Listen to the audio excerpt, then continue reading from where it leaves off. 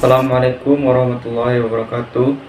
Perkenalkan, nama saya Arbi Saputra, NIM 2223240062, Prodi PGMI semester 2 kelas C. Di sini saya akan menyelesaikan tugas UAS mata kuliah konsep dasar IPA MI atau SD. Dosen pengampu Ibu Pizadora Sepia Pertiwi MPD. Baiklah, di sini saya akan menjelaskan tentang sistem alat pernapasan pada belalang. Belalang merupakan salah satu jenis serangga yang cukup sering kita temui dalam kehidupan sehari-hari. Namun, ada yang cukup unik dari seekor belalang, yaitu alat pernapasannya yang disebut dengan trakea. Belalang tidak memiliki paru-paru, tapi menggunakan trakea untuk bernapas. Keunikan alat pernapasan belalang adalah bentuknya yang seperti tabung atau pipa dengan sistem yang terlihat cukup rumit dan kompleks. Sistem trakea yang ada pada belalang sangat berbeda dengan sistem pernapasan pada manusia. Sistem trakea tidak berhubungan dengan pembuluh darah, karena oksigen yang diserap akan langsung menuju pada sel tubuh yang membutuhkan. Berikut ini adalah bagian-bagian alat pernapasan belalang atau trakea. Di antaranya, 1. Spiracle. Spiracle atau juga disebut dengan stigma adalah jalan untuk keluar dan masuknya udara dari luar ke dalam tubuh serangga. Pada tubuh belalang terdapat 10 pasang spiracle, di mana 2 pasang terletak pada bagian dada dan 8 pasang terletak pada bagian perut.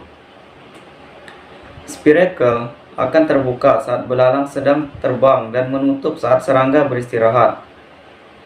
Pada bagian tepi spiracle terdapat bulu-bulu halus yang bertugas untuk menyaring udara yang masuk, serta sebuah katup untuk membuka dan menutup spiracle. 2. Saluran atau pembuluh trakea. Saluran atau pembuluh trakea adalah pembuluh dalam tubuh belalang dengan ukuran paling besar. Pembuluh ini berbentuk seperti tabung atau pipa-pipa panjang yang tersusun atas sel-sel epitel untuk menghasilkan kutikula, sehingga membuat bentuk trakea tetap kokoh. Bagian trakea ini berhubungan langsung dengan spiracle. Antara trakea juga saling berhubungan sehingga akan nampak seperti tangga. Pada bagian pangkal trakea terdapat bagian yang mengalami pembesaran atau perluasan yang disebut dengan kantung udara. Bagian alat pernapasan belalang ini berfungsi sebagai alat penyimpanan atau cadangan udara. Pada saat kantung udara, sel epitel tidak menghasilkan kutikula, sehingga strukturnya lebih lentur.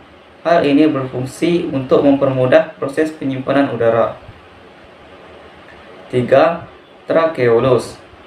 Setelah saluran trakea, terdapat pembuluh dengan diameter yang jauh lebih kecil, yang disebut dengan trakeolus. Pencabangan trakeolus sangat kompleks dan bercabang menjadi lebih kecil dan halus. Itulah mengapa alat pernapasan belalang terlihat cukup rumit. Bagian paling ujung dari trakeolus berbentuk tumpul dan langsung menyentuh pada bagian sel atau jaringan tubuh. Ujungnya diselimuti oleh cairan berwarna biru gelap. Cairan ini berfungsi untuk melindungi kelembaban pada permukaan jaringan. Selain itu, cairan biru gelap ini juga akan membantu proses penyerapan dan mempermudah mengikat oksigen dari udara yang disalurkan. Trakeola akan mendifusikan oksigen pada seluruh sel dan jaringan tubuh belalang. Mekanisme alat pernapasan belalang.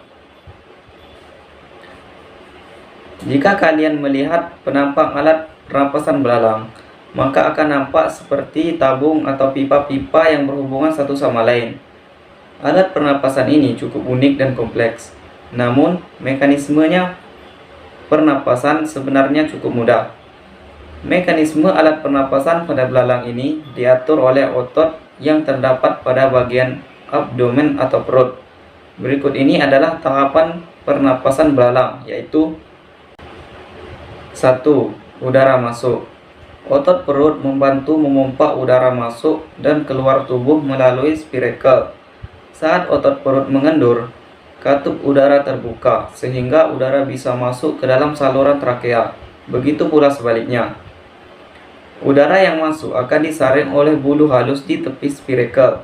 Hal ini juga bertujuan supaya tubuh serangga tidak kehilangan banyak air. Udara yang masuk ke dalam saluran trakea membawa oksigen. 2. Udara mengalir. Udara yang masuk selanjutnya akan mengalir melalui tabung-tabung trakea menuju ke kantung udara sebelum akhirnya tiba di trakeolus. 3. Pertukaran udara. Oksigen yang dibawa oleh udara akan disalurkan oleh trakeolus. Telah disebutkan sebelumnya bahwa pada bagian ujung trakeolus terdapat cairan berwarna biru gelap. Cairan ini akan membantu proses pertukaran oksigen dari udara ke sel atau jaringan tubuh. Saat pertukaran udara terjadi, oksigen masuk ke dalam sel atau jaringan tubuh, sedangkan karbon dioksida berdifusi keluar dari sel tubuh. Cairan biru gelap akan membantu proses pengikatan oksigen dan karbon dioksida. Saat sedang aktif, belalang akan membutuhkan banyak oksigen. Cairan biru trakeola akan ditarik masuk ke dalam sel, sehingga menyebabkan tekanan udara di dalam trakeola menjadi rendah. Hal ini akan membuat lebih banyak udara dialirkan masuk ke dalam trakeola. Proses pengeluaran karbon dioksida dibantu oleh sel-sel yang ada di sekitar spirakel. Sel tersebut akan berkontraksi saat mendeteksi penumpukan karbon dioksida. Hal ini akan membuat katup spirakel menjadi terbuka untuk mengeluarkan tumpukan karbon dioksida tersebut. 4. Tempat pengambilan dan pengeluaran udara. Alat pernapasan belalang ini memiliki mekanisme yang teratur. 4 pasang spirakel yang berada di bagian depan bertugas untuk mengambil udara dari luar. 4 spirakel ini merupakan tempat yang kaya akan oksigen. Sedangkan 6 pasang spirakel yang berada di bagian belakang merupakan tempat mengeluarkan udara dari dalam tubuh. Di tempat inilah dilakukan penumpukan karbon dioksida sebelum dibuang ke luar tubuh. Alat pernapasan belalang berbeda dengan alat pernapasan manusia. Oksigen yang diambil dari udara langsung ditunjukkan pada sel atau jaringan tubuh yang membutuhkan. Mereka tidak menggunakan udara untuk mengalirkan oksigen. Darah pada belalang hanya dipergunakan untuk mengalirkan sari-sari makanan saja. Baiklah, itulah penjelasan singkat tentang alat pernapasan belalang yang disebut dengan trakea. Alat pernapasan berbentuk tabung ini cukup unik. Pada dasarnya, setiap makhluk hidup memiliki sistem dan mekanisme tersendiri yang ada dalam tubuhnya. Perbedaan ini merupakan bentuk penyesuaian terhadap kebutuhan makhluk tersebut dan menjadi hal yang menarik untuk dipelajari. Baiklah, sekian penjelasan dari saya. Saya akhiri saja. Wassalamualaikum warahmatullahi wabarakatuh.